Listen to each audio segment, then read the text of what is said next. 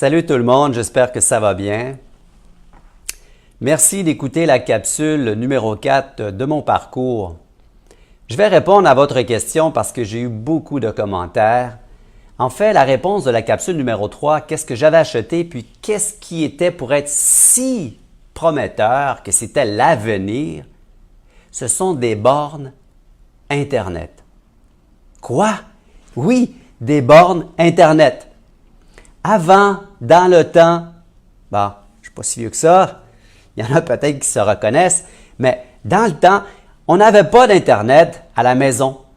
Il n'y en avait pas ou quasiment pas.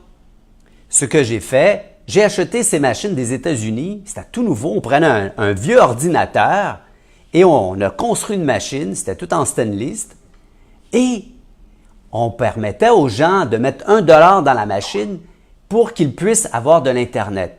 Fabuleux! J'ai mis ça dans les cinémas, dans les centres commerciaux et les gens pouvaient aller sur la toile du Québec et prendre leur mail. Ça prenait, je pense, dans ce temps-là, ça prenait au minimum 2 minutes pour charger une page. Incroyable! En si peu de temps, comment est-ce que la technologie a évolué?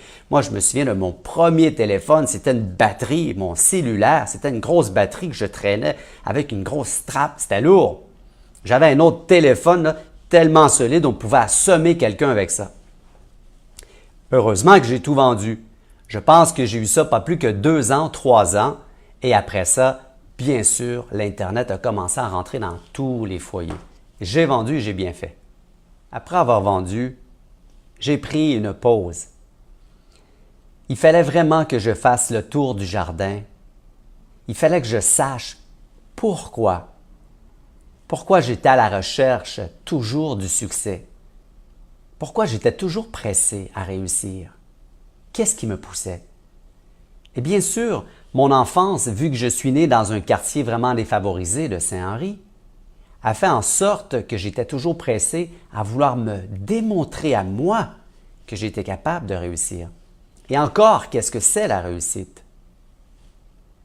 Et un jour, j'ai eu une merveilleuse coïncidence, une intuition, et c'est à partir de ce moment-là que j'ai commencé à faire toutes les lectures. Je suis allé fouiller dans les livres apocryphes de Nag Hammadi, de la Haute-Égypte, j'ai lu les Sutras du Lotus, j'ai lu le Coran, j'ai lu plein de choses. Le Krishna, les bouddhistes, je suis même allé voir les Raéliens. J'étais mort de rire, je vous le dis, mort de rire. Je me retenais pour pas pisser. Excusez.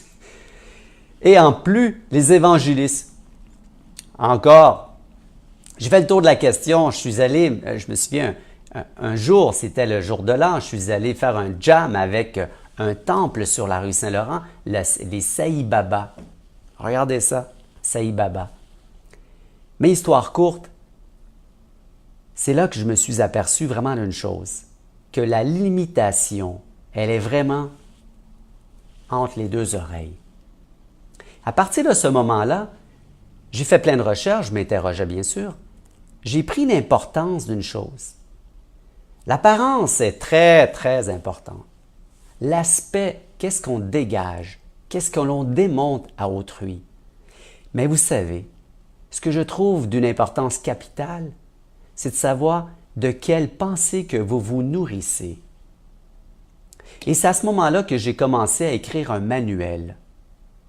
J'ai écrit un manuel qui portait le titre « Avez-vous votre régime mental ?»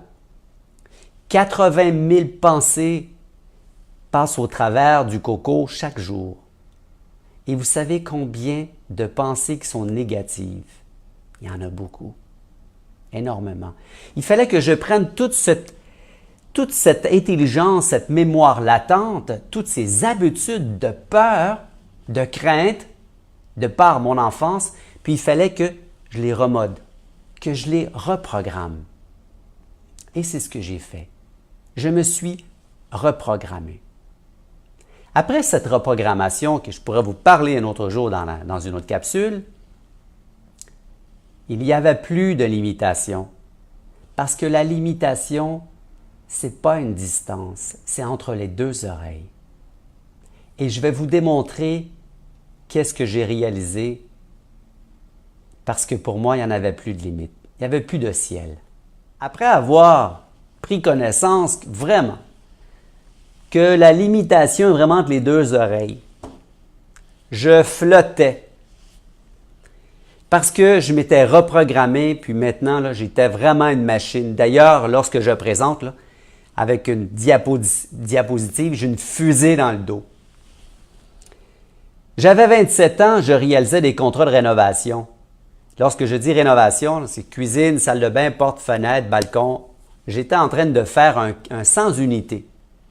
J'avais un client particulier que je connaissais à peine et je voulais lui demander de l'aide pour acheter mon premier sixplex.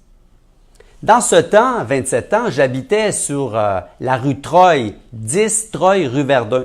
Google it. Et un soir, j'étais dans ma chambre, en fait, dans mon bureau, et j'ai pris mon courage. Je me suis dit, Alain, tu vas l'appeler, tu vas lui demander de l'aide pour acheter ton premier sixplex. Je compose le téléphone. Je dis, bonjour, Monsieur Turek. Bonjour, Monsieur Turek. Je voudrais vous poser une question. OK. J'aimerais que vous m'aidiez à acheter un sixplex. Oui, mais à une condition. J'ai dit laquelle, Monsieur Turek? Que tu achètes un 60 logements. 3 secondes de silence. Mais j'ai dit, Monsieur Turek, vous avez ajouté un zéro. Mais crois-tu stupide? 3 secondes de silence. Écoutez, c'est la vraie histoire, je m'en souviendrai toujours, c'est normal. Ben, Monsieur Turek, j'ai pas l'argent de toute façon. Je vais te la passer, là. Vous allez me passer l'argent? Oui! Je crois que j'ai plus confiance en toi que tu as confiance en toi-même.